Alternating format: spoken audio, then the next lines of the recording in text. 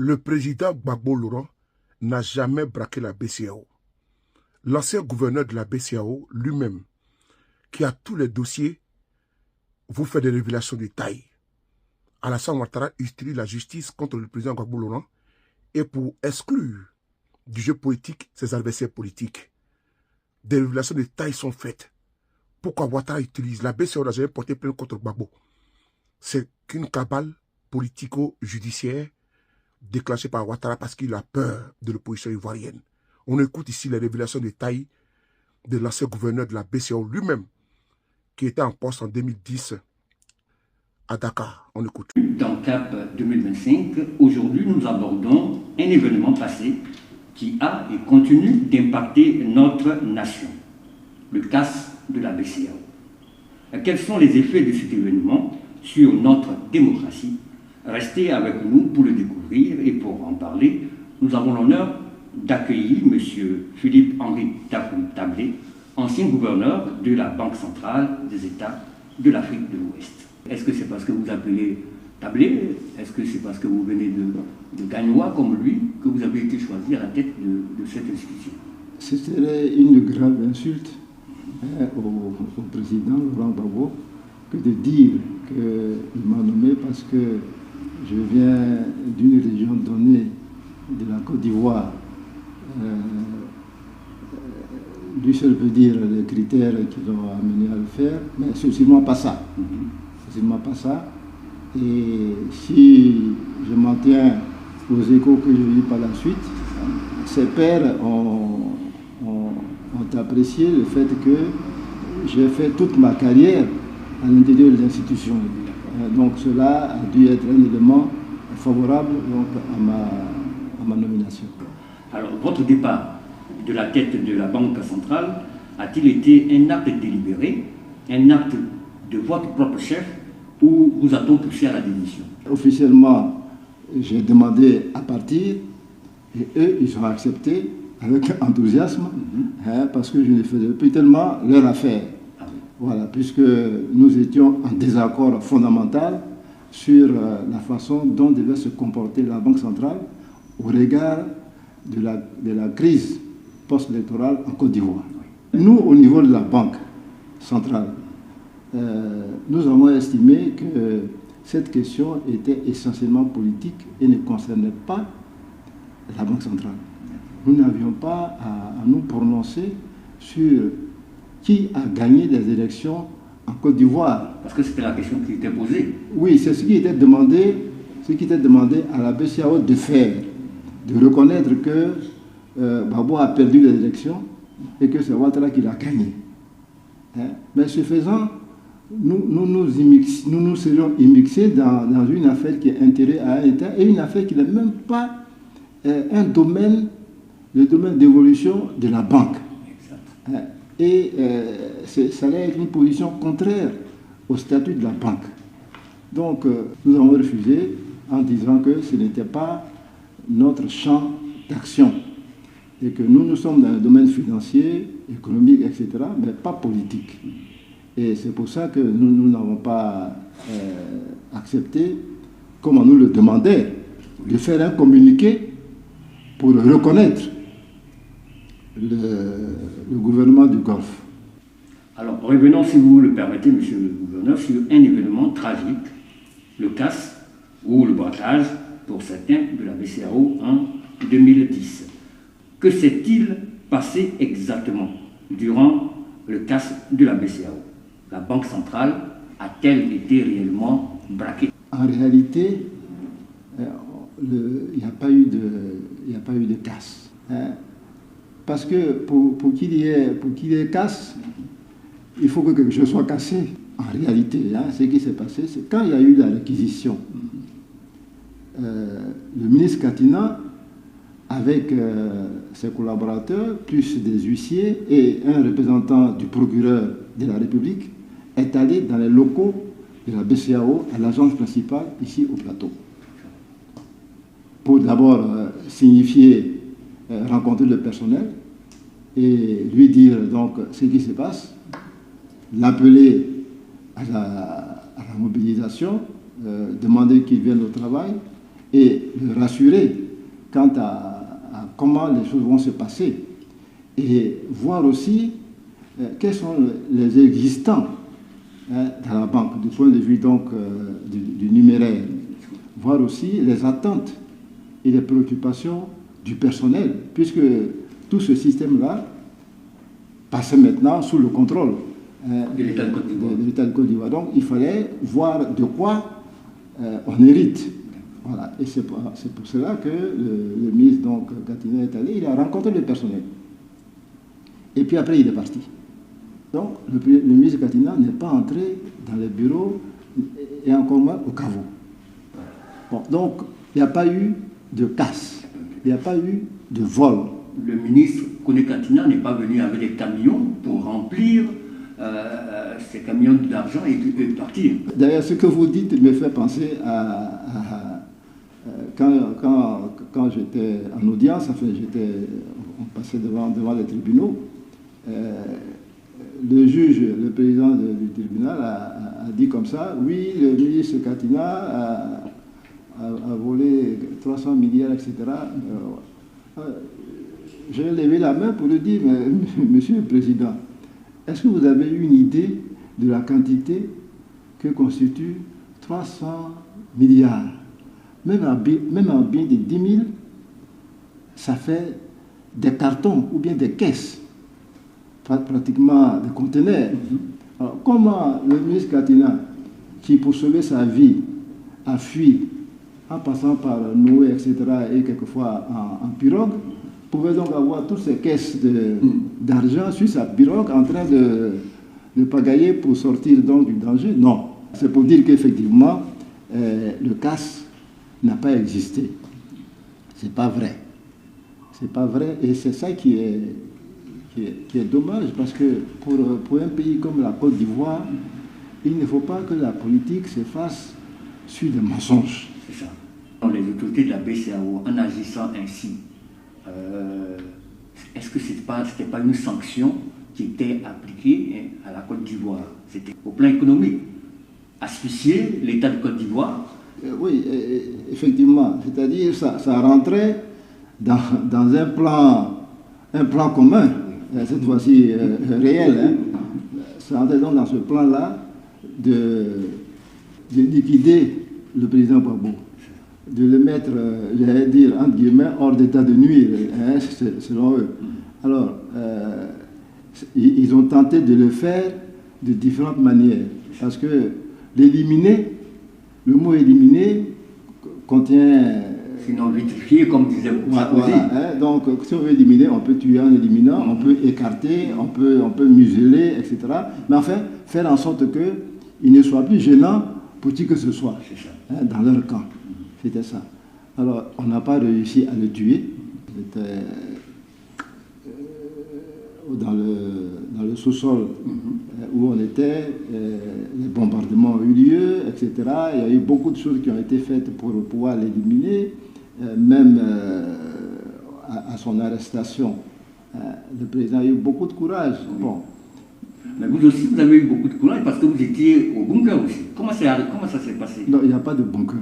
Il n'y a pas de bunker. Il n'y a pas de bunker, parce que quand on dit bunker, c'est un sous-sol. C'est un terme militaire qui veut dire que c'est fortifié, il y a des lucarnes, il y a des fortifications, il y a des canons, etc. Bon. C'est un sous-sol comme on en trouve dans toutes les maisons.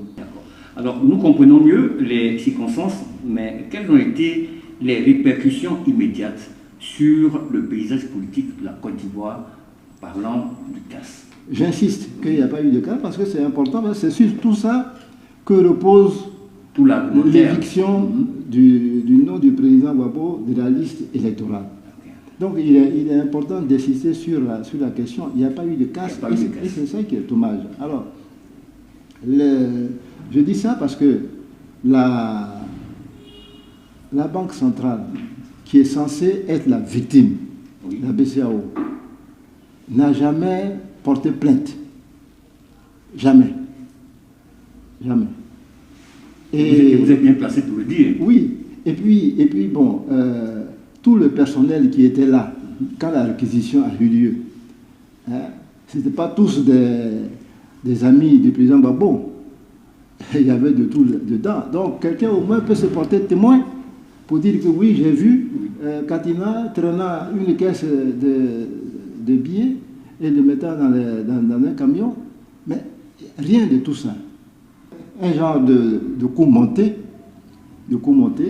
pour pouvoir donc éliminer, comme j'ai dit, le président. Alors, c'est les faits, hein, c'est des faits. Et un autre élément qu'il faut souligner, c'est que quand, après le 11 avril,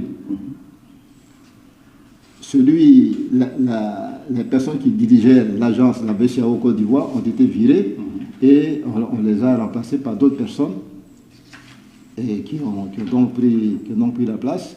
Et le siège, pour prouver que l'argent avait été pris, puisque selon eux, l'argent avait été pris, donc pour prouver ça, ont commis un audit interne. L'audit interne n'a rien révélé. Donc, selon l'audit interne, rien n'a été volé.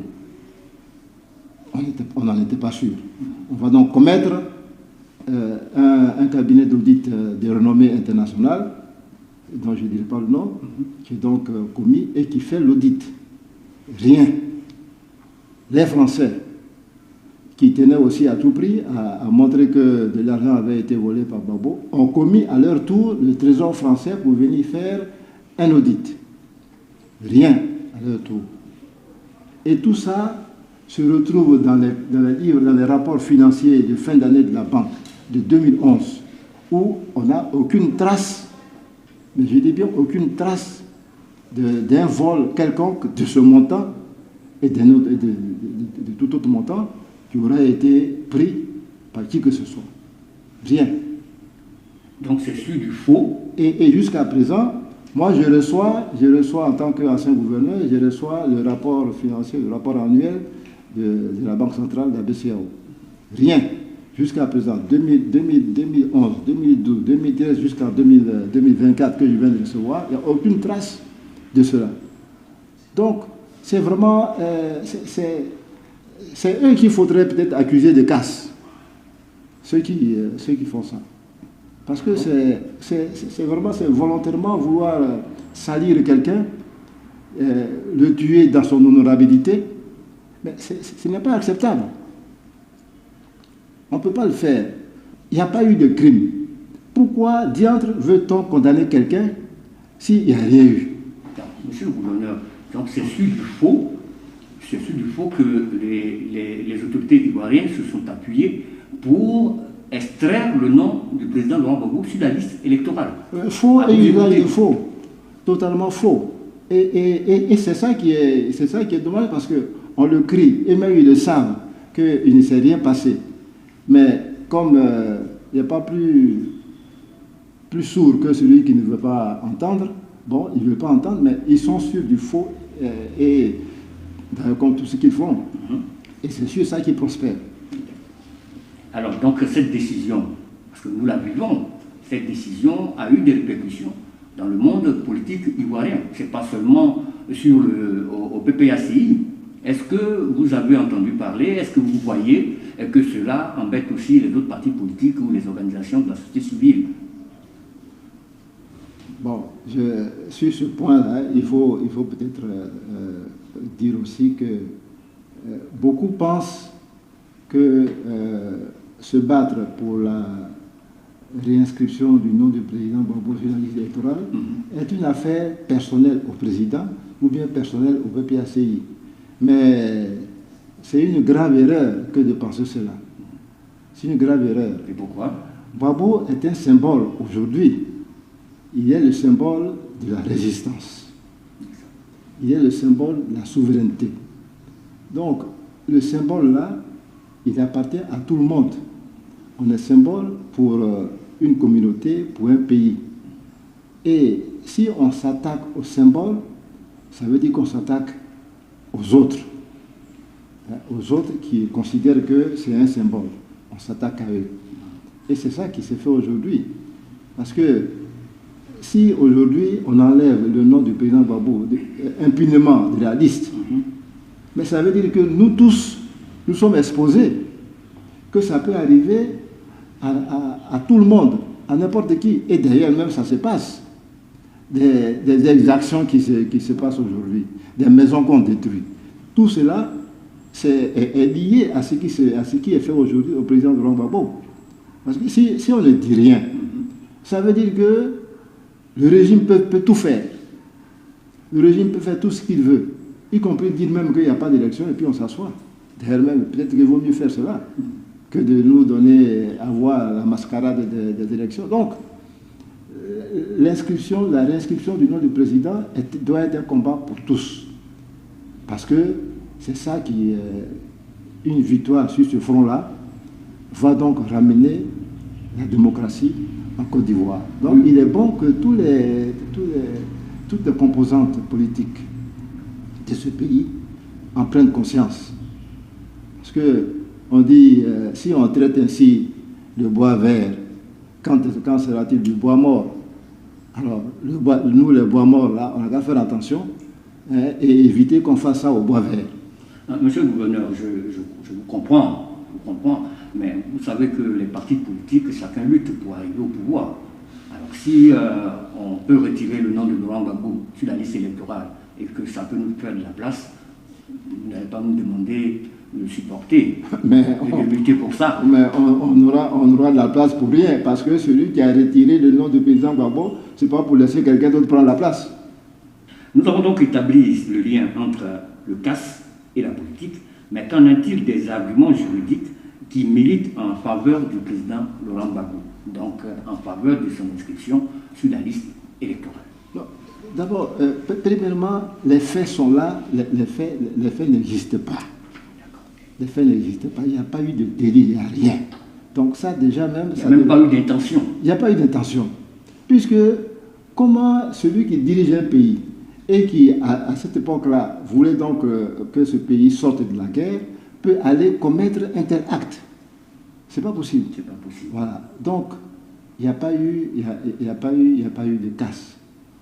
Le procès lui-même, ce n'est pas l'instance qui a jugé le président qui devait le juger, parce que le président est un ancien président de la République. Pour une cour spéciale. Voilà. Et puis, le président, selon donc ce qui lui était reproché, devait assister à ce procès. Il a été condamné à contumace. Par contumace, oui, comme si le pouvoir ne savait pas où il résidait à cette époque-là. Alors que c'est le pouvoir qui l'a amené à La Haye. Donc, le pouvoir sait très bien qu'il est à La Haye, et si on a besoin de lui, on peut demander à le ramener pour qu'il participe à son procès.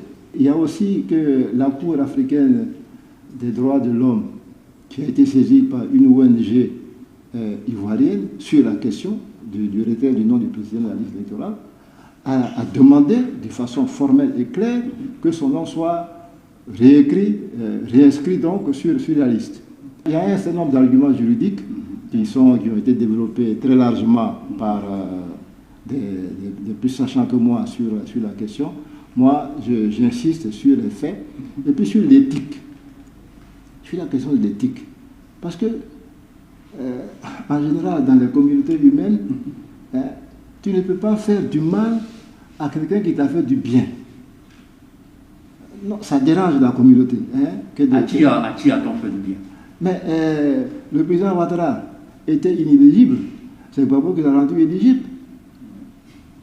En prenant une décision qui à l'époque a frustré les Ivoiriens, qui avaient beaucoup n'étaient pas d'accord, mais enfin, comme il a demandé, c'est une pluie de la mer, il faut l'avaler. Il faut l'avaler, et ça a été fait. Donc, c'est le président Gbagbo qui a fait revenir d'exil et le président Ouattara et le président Bédié après 99, après le coup d'État de 99. C'est lui qui les a fait revenir. Or, quand Gbagbo a été acquitté totalement à La Haye, le président Ouattara ne voulait pas qu'il revienne ici, en oubliant que dans la même posture, son homologue a fait main et pieds pour qu'il rentre. Voilà. Donc, il y a une question d'éthique. Ce n'est pas bon de faire du mal à celui qui a fait du bien. Donc la condamnation de Laurent Gbagbo à 20 ans de prison et la perte de ses droits civiques et politique soulève des questions sur l'équité de notre système judiciaire. Alors, quel impact cela a-t-il sur la perception de la justice en Côte d'Ivoire? Bon, ça, ce qu'on entend et ce qu'on voit, c'est que les gens sont déçus, ils sont même frustrés, on ne comprend pas notre justice. Là encore, on vient d'appréhender Dosocha Rodel, le vice-président du CSP d'Amana Picas va passer donc en jugement, avec des motifs d'accusation qui vont depuis l'atteinte à la sûreté de l'État, le financement du mercenariat, etc. Oui. Bon, mais et il faut craindre que des choses inévitables ou bien non souhaitées n'arrivent. Alors, c'est vrai que les décisions prises par notre justice ces temps-ci ne la glorifient pas. C'est ça. C'est clair, ne la glorifient pas. Oui. Donc vous êtes d'accord avec ceux qui disent qu'il y a la manipulation des institutions judiciaires pour des raisons politiques. Vous pensez que cette perception nuit à la légitimité des autorités en place en Côte d'Ivoire? L'autorité d'un chef repose sur des règles aussi. Alors, si l'autorité elle-même bafoue les règles, à ce moment-là, la grande masse à qui donc ces règles s'appliquent aussi peut voir la chose autrement et peut prendre des positions qui sont peut-être qui seront des positions qui ne sont pas de nature à faire en sorte que la paix règne dans cette communauté. Je m'en voudrais si je ne vous posais pas cette question avant de nous séparer. Alors, envisagez-vous que la création d'une monnaie africaine pourrait contribuer à stabiliser la situation économique dans le contexte actuel? Quand je dis ça, je pense à l'AES, qui sont déjà réunis. On nous dit que bientôt une monnaie va sortir. Est-ce que cette monnaie est viable? Est-ce qu'il est bon de penser qu'un jour, les pays africains pourraient battre monnaie, leur propre monnaie? D'abord, je pense que au plan le PPACI adhère à la mise en place d'une monnaie communautaire, oui. Mais souveraine.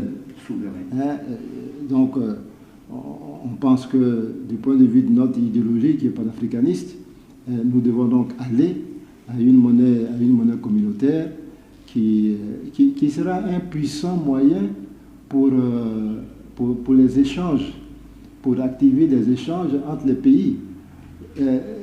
Essayez d'imaginer que toute l'Afrique de l'Ouest, ou bien même toute l'Afrique, on a une même monnaie, qu'on va appeler bêta, par exemple. Bon, ça veut dire qu'avec mes bêtas en poche, je me lève, je vais au Burkina, je me lève, je vais en Libye, je me lève, je vais partout. Je n'ai pas de problème de change à faire. Et ça permet, ça va booster le commerce. Et si le commerce est boosté, c'est la production qui va être boostée, parce que si les gens vendent beaucoup, ça veut dire qu'il faut donc en arrière-plan fabriquer beaucoup. Donc c'est la production, c'est les usines, c'est les industries qui vont être créées. Donc, il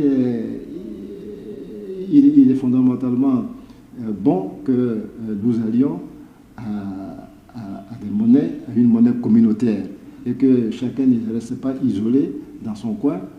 Ça fait une certaine balkanisation qui empêche les produits de circuler. Et puis, remarquez, nous produisons les mêmes choses. Donc finalement, chacun est tourné vers l'extérieur, hors d'Afrique. Alors qu'on on est là, on est voisins, on aurait pu avoir des économies complémentaires.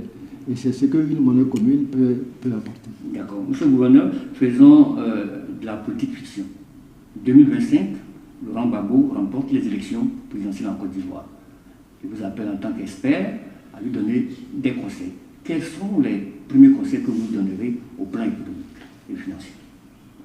Qu'il m'appelle en tant qu'expert, bon, qu'il m'appelle ou qu'il ne m'appelle pas, je pense que ce que moi j'aurais souhaité, c'est qu'effectivement, le programme de gouvernement du PPACI, qui est donc élaboré et qui va bientôt être officialisé, être publié, que ce programme-là, les éléments qui sont dans ce programme-là soient réellement appliqués, parce que je suis convaincu que tous les éléments qui ont été retenus permettront donc à notre pays de sortir de la pauvreté et permettront à notre pays d'être un pays qui compte dans la sous-région et en Afrique. Aujourd'hui, nous avons beaucoup de secteurs dans lesquels donc, la Côte d'Ivoire connaît une régression au plan de l'endettement, où on a un endettement qui avoisine de 33 000 milliards, etc. C'est excessif. On peut dire que, oui, bien sûr, j'entends des gens dire, oui, mais dans tous les cas, on ne peut pas vivre sans endettement. Oui, d'accord. Et on est presque au pays qui... Oui, d'accord, on veut sans endettement, mais ceux qui disent ça aujourd'hui reprochaient à Gbagbo d'avoir endetté le pays alors qu'il était à 6 000 milliards d'endettement. Aujourd'hui, on est autour de 33, enfin au montant de 33 000 milliards, 35 000 milliards, et on dit ce qu'on dit. C'est pas vrai. Donc, il faut s'endetter parce qu'on ne vit pas en autarcie, mais tout ce qui est excessif est nuisible. C'est comme ça.